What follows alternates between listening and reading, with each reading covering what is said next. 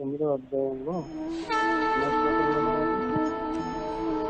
శ్లోకం. నిన్న 16 అయిపోయినట్టుంది మనకు.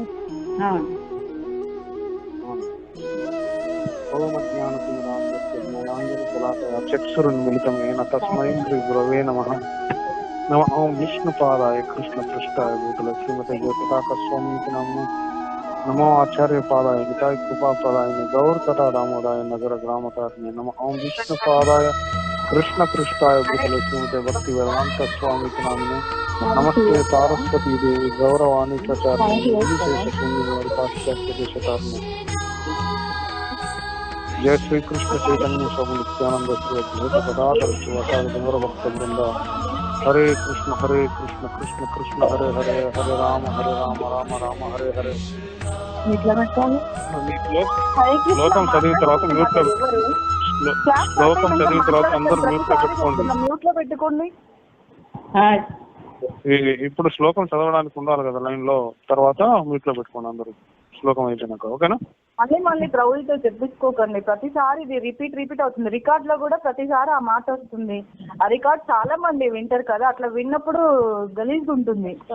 మళ్ళీ మాట్లాడకండి దయచేసి.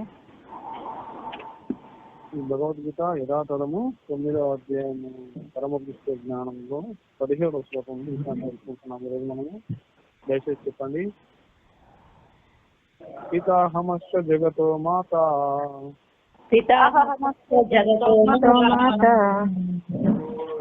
పితాహమశ్చ జగతో మాత, పితాహమశ్చ జగతో మాత, దాతా పితామహ, దాతా పితామహ, దాతా పితామహ, దాతా పితామహ, వేద్యం పవిత్రం ఓంకారం, వేద్యం పవిత్రం ఓంకారం, వేద్యం పవిత్రం ఓంకారః, వేద్యం పవిత్రం ఓంకారః, రుక్సామ యజురేవ చ, రుక్సామ యజురేవ చ, రుక్సామ యజురేవ చ, రుక్సామ యజురేవ చ. నీట్లో పెట్టుకోండి. నేను ఈ జగత్తుకు తండ్రిని, తల్లిని, పోషకుడిని, పితామహుడిని, జ్ఞాన లక్ష్యమును, పవిత్రము చేసేవాడిని. ఓంకారమును నేనే. ఋగ్వేదము, సామవేదము, యజుర్వేదము కూడా నేనే అయి ఉన్నాను అని చెప్తున్నాను భగవంతుడు. దీని భాష్యము జగద్గురు పూజ శ్రీ ఏసి భక్తి వేదాంత సంస్థల ప్రసాదుల వారి ద్వారా శిలప్రసాద్కి ఇచ్చారు. కదిలేవి కదలనివి అయిన సమస్త సృష్టిలు శ్రీకృష్ణుని శక్తి యొక్క వివిధ కలాపాల ద్వారా ప్రకటమయ్యాయి. భౌతిక అస్తిత్వంలో మనం కృష్ణుని తటస్థ శక్తియే అయినట్టు వివిధ జీవులతో వివిధ సంబంధాలను తయారు చేసుకుంటాము. ప్రకృతి నిర్మాణంలో వారిలో కొందరు మన తండ్రిగా, కొందరు మన తల్లిగా, తాతగా, సృష్టికర్తగా కనిపించిన నిజానికి వారందరూ కృష్ణుని అంశలు. మన తల్లి, తండ్రి మున్నగు వారిగా కనిపించే ఈ జీవులందరూ కృష్ణుడే తప్ప ఇంకొకరు కాదు. ఈ శ్లోకంలో దాత అనే పదానికి సృష్టికర్త అని అర్థం. కేవలము మన తల్లిదండ్రులే కృష్ణాంశలు కావడం కాదు, సృష్టికర్త, బామ్మ, తాత మున్నగు వారు కూడా కృష్ణాంశలే. అందుకే సమస్త వేదాలు కృష్ణుని వైపే లక్షించి ఉంటాయి. వేదాల ద్వారా మనం ఏది తెలుసుకోవాలని కోరుకున్నది కృష్ణుని అర్థం చేసుకోవడంలో ఒక ముందడిగే అవుతుంది. మన సహజ స్థితిని పవిత్రీకరించడానికి తోడ్పడే విషయము ప్రత్యేకంగా శ్రీకృష్ణుడే. అదే విధంగా సమస్త వేద నియమాలను అర్థము చేసుకోవడంలో జిజ్ఞాసు అయిన జీవుడు కూడా కృష్ణాంశే. యథార్థంగా అతడు కూడా కృష్ణుడే. వేద మంత్రాలన్నింటిలో ప్రమాణమని పిలువబడే ఓంకారము దివ్యనాదము, అది కూడా శ్రీకృష్ణుడే. సామవేదము, యజుర్వేదము, ఋగ్వేదము, అధర్వణ వేదం అనే 4 వేదాలలోని అన్ని మంత్రాలలో ప్రణవము అంటే ఓంకారము అత్యంత ప్రధానమైన కారణంగా దానిని కూడా శ్రీకృష్ణుడు అని మనం తెలుసుకోవాలి అని చెప్పబడుతుంది ఇక్కడ. అంటే మనము విషయాన్ని చాలా జాగ్రత్తగా అర్థం చేసుకోవాలి. భగవంతుడు మనకి ఏం చెప్తున్నాడు ఫస్ట్ అది తెలుసుకోవాలి. ఈ యొక్క శ్లోకాల ద్వారా మనం ఏం తెలుసుకుంటున్నాం? భగవంతుడి కోసము ఆయన యొక్క దివ్య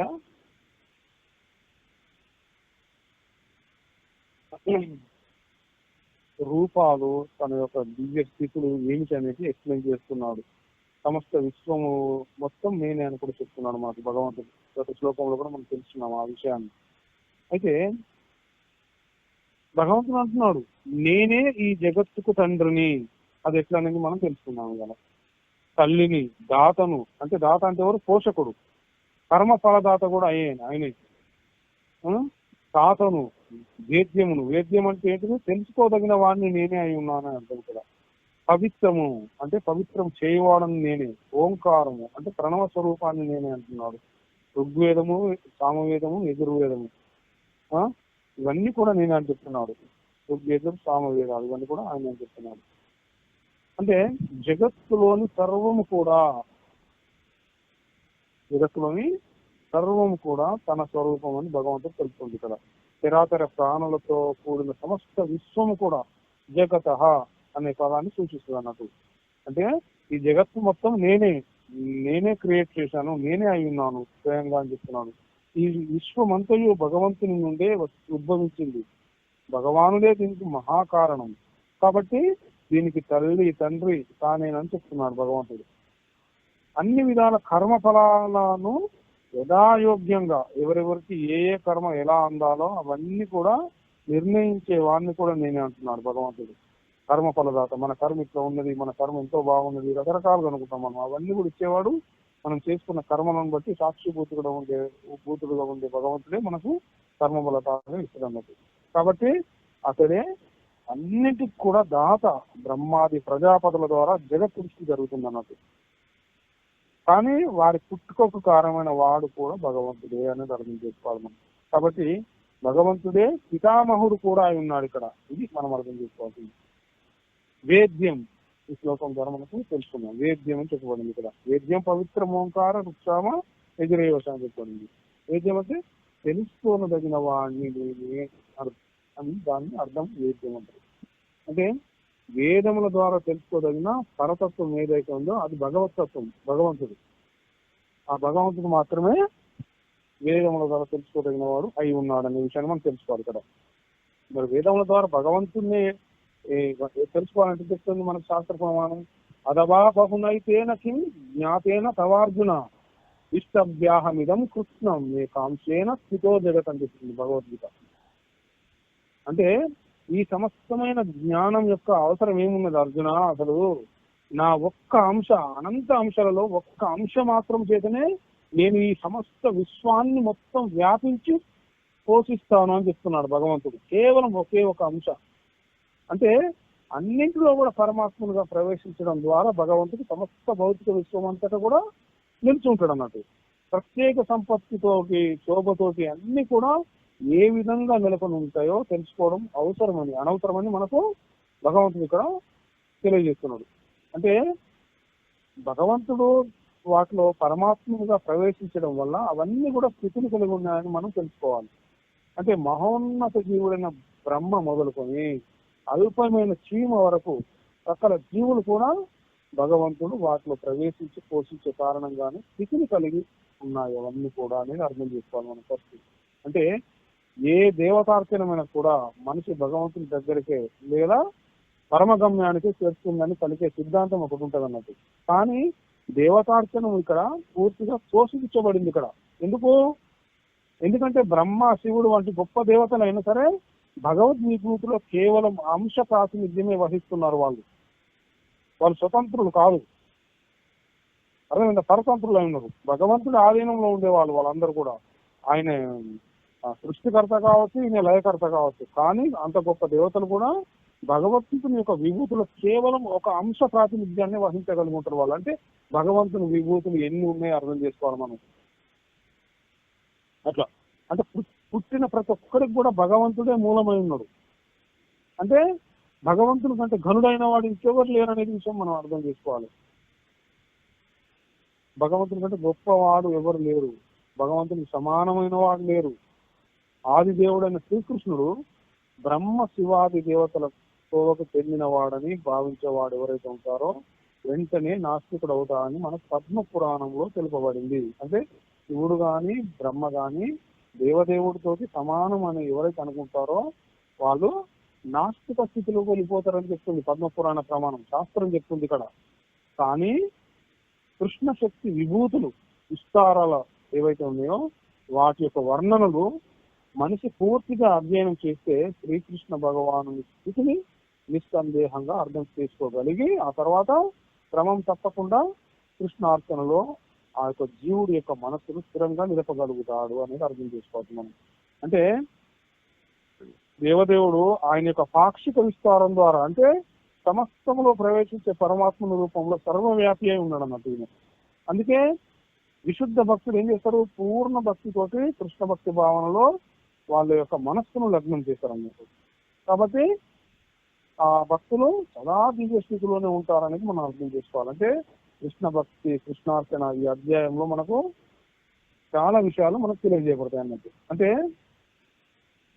విశుద్ధ భక్తి సేవ ఏదైతే ఉందో ఆ పద్ధతి అది భగవంతుని వైపే ఉండాలి మనం ఎదగడానికి అనేది మనం అర్థం చేసుకోవాలి. అట్లా ఇంకా ఏం చెప్పబడుతుంది మనకు, పవిత్రం. పవిత్రం అంటే స్వయంగా విశుద్ధుడై సహజంగానే ఇతరుల పాపాలను రూపుమాపి వాళ్ళను కూడా శుద్ధిపరిచేవాడు పవిత్రుడు అనబడతాడు అన్నట్టు. అంటే భగవంతుడు పరమ పవిత్రుడు. భగవద్ దర్శనము, భగవద్ భాషణము, భగవత్ స్మరణము మనుషుని ఏం చేస్తుంది, పరమ పవిత్రుడుగా చేస్తుంది అనేది అర్థం చేసుకోవాలి.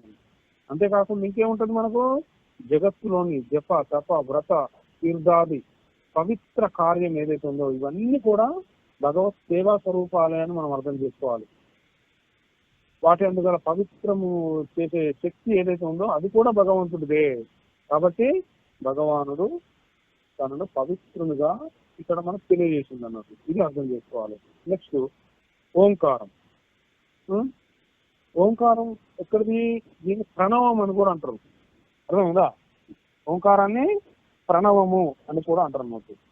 ఓం ఇత్యేకాక్షరం బ్రహ్మ వ్యాహరన్మా మనుస్మరన్ యః ప్రయాతి త్యజంతేహం దయాసి పరమాం గతిం అని శాస్త్రంలో ఉన్నది, భగవద్గీతలో ప్రమాణం తెలియజేస్తుంది మనకు. అంటే జీవుడికి యోగ సాధనలో నెలకొనే అక్షరాల దివ్య సమూహమైన పవిత్ర ఓంకారాన్ని దర్శించే తర్వాత మనిషి దేవదేవుడైన నన్ను కలిసి ఆ దేహాన్ని త్యజిస్తే నిశ్చయంగా ఆధ్యాత్మిక లోకాలకు చేరుకుంటాడని భగవంతుడు చెప్తున్నాడు. అంటే ఓంకారం బ్రహ్మము, శ్రీకృష్ణ భగవానుడు అభిన్నమని మనం ఇక్కడ స్పష్టంగా మనకు తెలియజేయబడుతుంది అన్నట్టు. ఓంకారము బ్రహ్మము శ్రీకృష్ణ భగవానుడు, ఈ మూడు ఒకటే. శ్రీకృష్ణుని నిరాకార శబ్ద రూపమే ఓంకారం, కానీ హరే కృష్ణ ధ్వనిలో ఓంకారం ఉన్నది. హరే కృష్ణ మహామంత్ర కీర్తన ఈ కాలానికి స్పష్టంగా ఈ కలియుగంలో ఉపదేశించబడి ఉన్నది. కాబట్టి ఎవరైనా హరే కృష్ణ కృష్ణ కృష్ణ హరే హరే, హరే రామ రామ రామ హరే హరే అని కీర్తిస్తూ జీవితాంతంలో దేహాన్ని వదిలిపెడితే ఆ జీవుడు తన సాధన విధానాన్ని బట్టి ఒకానొక ఆధ్యాత్మిక లోకానికి తప్పకుండా చేరుతాడు. కృష్ణ భక్తులు కృష్ణ లోకంలో అంటే గోలోక బృందావనంలో ప్రవేశిస్తారు. సాకారవాదులు ఆధ్యాత్మిక ఆకాశంలో వైకుంఠాలని పిలువబడే అనేక ఇతర లోకాలు ఉన్నాయి, ఎన్నో రకాల వైకుంఠాలు, వాటిలో చెప్తారు. ఇంకా నిరాకారవాదులు బ్రహ్మజ్యోతిలోనే ఉండిపోతారు. ఈ విషయాన్ని మనం అర్థం చేసుకోవాలన్నట్టు. నెక్స్ట్ ఏం చెప్పబడుతుంది మనకు, ఇక్కడ మనకి దీనికి అర్థం ఏంటంటే రెండింటికి భేదం తెలపడం కోసం నామము నామి. అంటే భగవంతుడు ఓంకారాన్ని జపించమని అర్జునుడు చెప్తాడు అన్నట్టు. ఎందుకు ఆదేశించిండు, నామము నామి ఈ రెండింటికి భేదం లేదని తెలియజేయడం కోసమే భగవంతుడు ఆయన తనను ఓంకార స్వరూపంగా పేర్కొంటాడు అన్నట్టు భగవంతుడు. అట్లా అయితే ఇంకా చెప్పబడుతుంది ఋక్వామ యజుహు, అంటే ఈ మూడు కూడా పదముల పేర్లు ఋగ్వేదము, సామవేదము, యజుర్వేదము. ఈ పదాలు భగవంతుని ద్వారా ప్రకటితములైనవి. ఇవి భగవంతుని గురించి తెలుపుతాయి. కాబట్టి అన్ని వేదాలు కూడా తన స్వరూపంలోనని భగవంతుడు చెప్తున్నాడు ఇక్కడ. అట్లా ఇంకా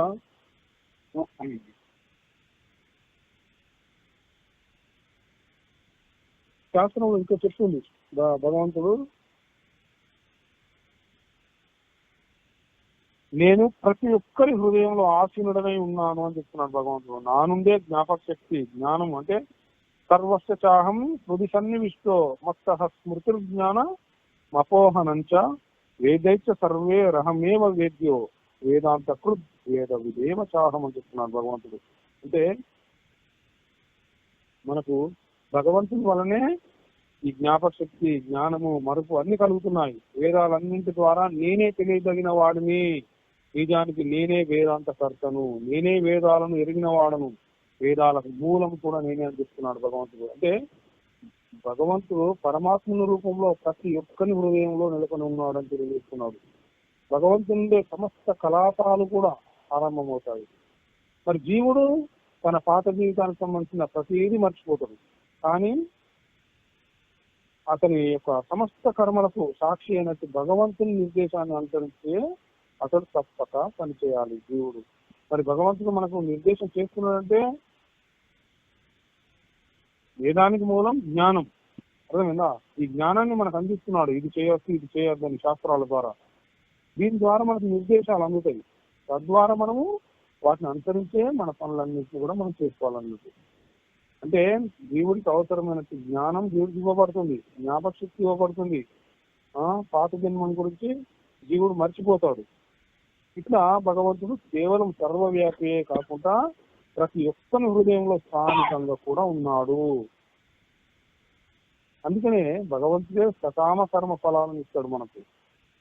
నిరాకార బ్రహ్మంగా, భగవంతునిగా, హృదయస్థ పరమాత్మునిగా మాత్రమే కాకుండా మనకు వేదావతారం రూపంలో కూడా భగవంతుడు పూజనీయుడై ఉంటాడు అనేది అర్థం చేసుకోవాలి మనం. అంటే జీవితాలను, భక్తులందరూ కూడా జీవితాలను చక్కగా ట్యూన్ చేసుకోవాలి. చేసుకొని మళ్ళీ మనం భగవద్ధామానికి తిరిగి వెళ్ళే విధంగా వేదాలు ఈ యొక్క జీవులకు సరైన దిశానిర్దేశం చేశాయన్నట్టు మనకు. ఇది భగవంతుడైన శ్రీకృష్ణుని గురించిన జ్ఞానం ఇస్తాయి మనకు. వ్యాసదేవుడు అవతారంలో శ్రీకృష్ణుడే వేదాంత సూత్రకర్త. శ్రీమద్ భాగవత రూపంలో ఏదైతే ఉన్నదో ఆ వేదాంత సూత్ర వాక్యానాన్ని నిజమైన వేదాంత సూత్ర అవగాహన ఇస్తుందన్నట్టు మనకు భాగవత రూపంలో. అంటే భగవంతుడు ఎంతటి పూర్ణుడు అంటే బద్ధజీవిని ఉద్ధరించడం కోసము భగవంతుడు ఆహార పదార్థాలను సమకూర్చేవాడుగా, ఆరగించేవాడు, భగవంతుడి కర్మ, జీవుడి కర్మలకు సాక్షి, వేదాల రూపంలో జ్ఞాన ప్రదాత, దేవదేవుడైన శ్రీకృష్ణుడిగా భగవద్గీత మనకు ఉపదేశించడము, ఇవన్నీ చేశాడు భగవంతుడు మనకు. అంటే అందుకనే భగవంతుడు ఈ బద్ధజీవుడి చేత పూజనీయుడై ఉన్నాడు. ఈ విధంగా మనం భగవంతుని సంపూర్ణ శుభకరుడు అని తెలుసుకోవాలి, సంపూర్ణ కరుణామయుడు అని తెలుసుకోవాలి. అందుకనే అంతః ప్రవిష్ట శాస్త్ర జనానాం అంటే జీవుడు తన దేహాన్ని విడిచిపెట్టగానే అంతా మర్చిపోయి భగవంతునిచే ప్రేరేపించబడే రీతిగా తిరిగి జీవుడు తన పనులను ప్రారంభిస్తాడు అన్నట్టు. అంటే అతడు మర్చిపోయినప్పటికీ కూడా గత జన్మలో ఎక్కడ తన పనిని ఆపుతాడో దాన్ని తిరిగి ప్రారంభించడానికి భగవంతుడే బుద్ధిని ఇస్తాడు. మళ్ళీ ఈ రకంగా జీవుడు హృదయంలో ఏదైతే నెలకొని ఉంటుందో పరమాత్మ నిర్దేశాన్ని బట్టి ఈ జగత్తులో సుఖ దుఃఖాలను అనుభవించడమే కాకుండా కూడా ఇంకేం చేస్తాడు, అతని నుండి వేదాలను అర్థం చేసుకునే అవకాశాన్ని కూడా పొందుతాడు అన్నట్టు. అంటే మనిషి వేదాన్ని అర్థం చేసుకోవడం అంటే అందులో గంభీరుడై ఉంటే అవసరమైన జ్ఞానాన్ని కృష్ణుడే ఇస్తాడు అనేది అర్థం చేసుకోవాలి మనం. అంటే అవగాహన కలగడానికి జీవుడు వేద జ్ఞానాన్ని తీసుకుంటున్నాడు. భగవంతుడు ఎందుకు ఇస్తున్నాడు? ఎందుకంటే జీవుడు వ్యక్తిగతంగా శ్రీకృష్ణుని అర్థం చేసుకోవాల్సి ఉన్నది. ఇక్కడ ఫస్ట్ యోసో సర్వై వేదై గీయతే అంటే అని వేద సాహిత్యంలో మనకు ఇది ధృవీకరించబడింది అన్నట్టు. అంటే 4 వేదాలు, వేదాంత సూత్రాలు, ఉపనిషత్తులు, పురాణాలు ఇట్లాంటి సమస్త వేద సాహిత్యంలో భగవంతుని యొక్క మహిమలను కీర్తించబడ్డాయి అన్నట్టు. అంటే వైదిక అనుష్ఠాన కర్మలు ఏదైతే ఉన్నాయో వాటి ద్వారా, వైదిక తత్వచర్చల ద్వారా, భక్తితో చేయించడం ద్వారా, భక్తితో కీర్తించడం ద్వారా భగవంతుడు లభిస్తాడు అన్నట్టు మనకు. అందుకే భగవంతుని అర్థం చేసుకోవడమే వేదాల లక్ష్యమై ఉన్నది అని ఇక్కడ చెప్తున్నాడు భగవంతుడు. అంటే శ్రీకృష్ణ భగవాను అవగాహన చేసుకోవడానికి, భక్తునికి అనుభూతికి వేదాలు మనకు నిర్దేశిస్తాయి అన్నట్టు. చర్మగమ్యం ఏదైంది? దేవాది దేవుడే అనే విషయాన్ని మనం తెలుసుకోవాలి. ఈ విధంగా భగవంతుడు ఎంత గొప్ప స్థితిలో తన యొక్క దివ్య స్థితిలో మనకు అనుగ్రహిస్తున్నాడో మనం అర్థం చేసుకోవచ్చు. అట్లే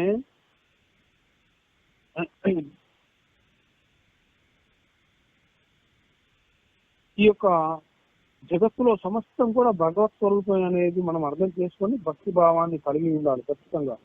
లౌకిక బంధువుల సంబంధం ఎట్లుంటదంటే తాత్కాలికమైంది. ఈ యొక్క స్థూల దేహం ఉన్నంత వరకు వారితో సంబంధం ఉంటుంది మనకు. దాని పతనంలో ఆ సంబంధం ముగిసిపోతుంది. మనం ఎంత ప్రాణంగా బంధుత్వం ఉన్నా, ప్రేమ ఉన్నా, ఏదున్నా సరే, ఈవెన్ రక్త సంబంధం ఉన్నా, తోబుట్టువులైనా, ఎవరైనా కానీ, జన్మనిచ్చిన వాళ్ళైనా, జీవితాన్ని పంచుకున్న వాళ్ళు ఎవరైనా సరే దేహ త్యాగంతో అన్ని బంధాలు తెగిపోతాయి అన్నట్టు. కానీ భగవంతుని సంబంధం అలాంటిది కాదు అనేది మనం అర్థం చేసుకోవాలి. అది నిత్యమై ఉన్నది అన్నట్టు, శాశ్వతమై ఉన్నది. అలాంటి నిత్య బంధువునే జీవుడు ఆశ్రయించాలి. పరమాత్మే మనకు తల్లిగా, తండ్రిగా, సంరక్షకుడుగా ఎవరైతే భావిస్తారో వాడు నిర్భయుడై ఉంటాడు అనేది అర్థం చేసుకోవాలి. ఆనందమయుడై మనం జీవించాలని అర్థం చేసుకుంటాం శాస్త్రం. కాబట్టి మాతృభక్తి, పితృభక్తితో పాటు భగవద్భక్తి కూడా మనం కలిగి ఉండాలనేది మనం అర్థం చేసుకోవాలి కదా. అట్లనే మనం అర్థం చేసుకోవాలి అంటే ఎలా అర్థం చేసుకోవాలి? శాస్త్రంలో చాలా విషయాలని అర్థం చేసుకోవడంలో ఎలా అర్థం చేసుకోవాలంటే మనము ఫస్ట్ ఒక విషయం తెలియాలి. ఫస్ట్ మనకు ఏంటిదా ఒక విషయం అంటే మనం ఏం చేసుకుంటున్నాం అంటే గృహస్థుడికి అదిగోలు డిస్టర్బెన్స్ వస్తుంది, ఎవరో మ్యూట్ లో పెట్టలేదు చూసుకోండి. గృహస్థుడికి విధించబడినటువంటి నిత్య కర్మలు శాస్త్రంలో మనకు తెలియజేస్తూ ఉన్నట్టు భగవంతుడు ఇచ్చింది అవన్నీ మనకు.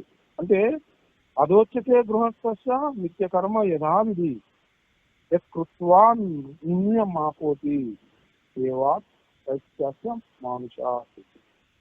అంటే ఇలాంటి నిత్య కర్మలను యథావిధిగా శ్రద్ధతోటి ఆచరించిన వ్యక్తి దేవ సంబంధమైన, పితృ సంబంధమైన, మనుషు సంబంధమైన త్రివిధ రూపాల రుణాల నుండి విముక్తుడవుతాడు అని చెప్తుంది శాస్త్రం మనకు. అంటే జాయమానో వై బ్రహ్మణ త్రివిర్ రుణవాన్ జాయతే తైత్తరీయ కొన్ని చెప్తుంది. అంటే పుట్టిన ప్రతి వ్యక్తి కూడా తన జన్మతో పాటు త్రివిధ రుణాలతోటే జన్మిస్తాడు అనేది. మరి అలాంటి రుణాలను తీసుకోవడానికి శాస్త్రాలు మనకి ఏమి ఇచ్చినాయి? నిత్య కర్మలను ఇచ్చినాయి. ఇవి చేయవచ్చు, ఇవి చేయకూడదు, ఇవి ఇలాగే చేయాలని చెప్పినాయి. అది భగవంతుని చేరుకోవడానికి. నిత్య కర్మలలో ఫస్ట్ ఏంటిది? శారీరక శుద్ధి. అంటే స్నానం చేసుకోవాలి, సంధ్యావందనం చేసుకోవాలి, తర్పణం చేయాలి, దేవ పూజ చేసుకోవాలి. ఇట్లాంటి శాస్త్ర నిర్దిష్టమైన కర్మలు మనకు పేర్కొనబడింది శాస్త్రాలలో. ఇందులో ముఖ్యంగా కర్మలు చెప్పబడినాయి. ముఖ్య 6 విధానం చెట్టు కర్మలు. సంధ్యాస్నానం, జపచ్చైవ దేవతానాం చ పూజనం, వైశ్వదేవం తదా ఆసిద్యం కర్మాని దినే దినే అని బృహత్ పరాశర స్మృతి మనకు తెలియజేస్తుంది అన్నట్టు. అంటే సంధ్యాస్నానం, జపో హోమో దేవతానాం చ పూజనం, ఆసిద్యం వైశ్వదేవం కర్మాని దినే దినే పరాశర స్మృతి తెలియజేస్తుంది మనకు.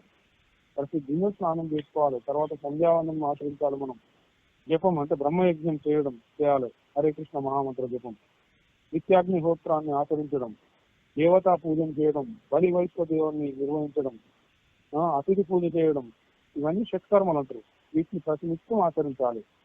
ఇక్కడ మనం ఇంకొక విషయం చెప్పండి, ఏది భగవంతుడు ఇదే శ్లోకంలో చెప్పింది, నువ్వు ఏది చేయకపోయినా ఒక్కటి చేస్తే అన్ని చేసినట్టే. అదేంటిది? భగవంతుని యొక్క నామదేశ ప్రయత్నం చేస్తే అన్ని చేసినట్టే అనే విషయాన్ని కూడా మనం తెలుసుకోవాలి. అర్థం అంటే అర్ధ జ్ఞానం లేని కర్మాచరణం వ్యర్థము. అర్థం చేసుకోవాలి. ఇక్కడ అర్ధ జ్ఞానము లేని అంశం తెలియజేస్తుంది మనకి. అంటే వేదాన్ని చదివి దాని అర్థం తెలుసుకోకుండా ఉండేవాడు మ్రోడు అంటే ఏంటిది?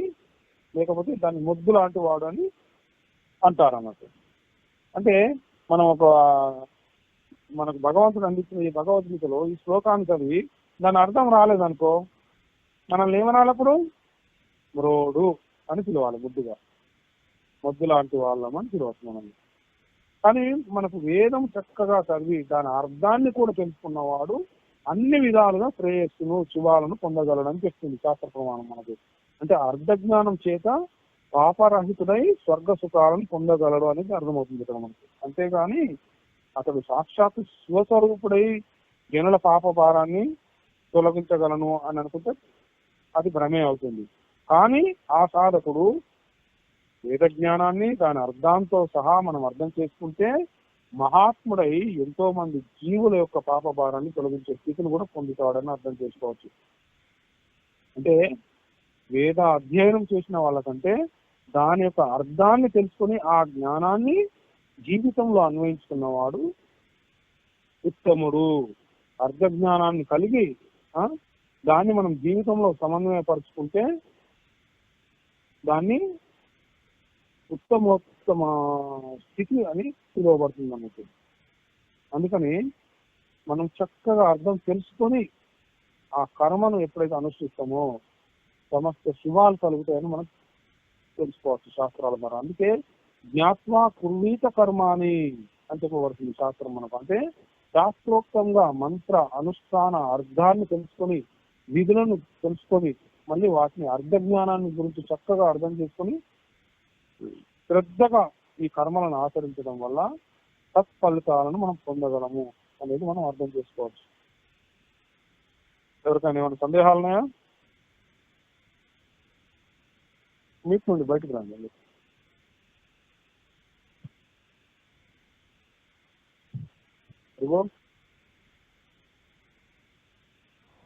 హరే కృష్ణ. హరే కృష్ణ ప్రభుజీ. ఎవరికైనా ఏమైనా సందేహాలు ఉన్నాయా? ఎవరు రాలేదా? మీరు నుండి బయటకు వచ్చాను ప్రభుజీ.